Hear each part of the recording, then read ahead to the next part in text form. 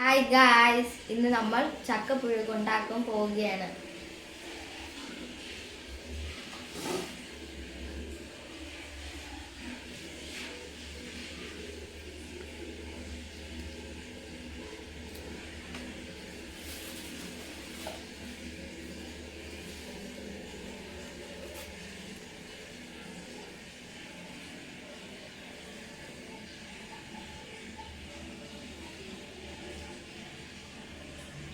ഇപ്പം നമ്മൾ ചക്ക അരിഞ്ഞു കഴിഞ്ഞു.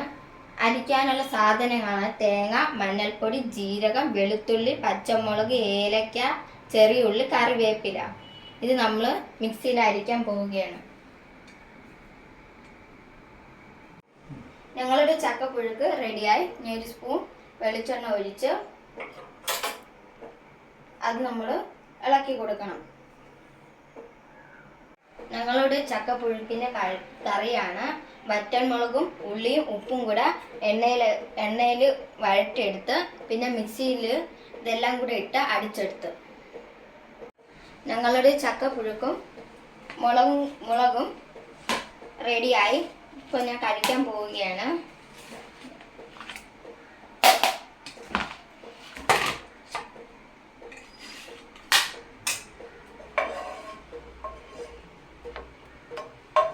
Bye.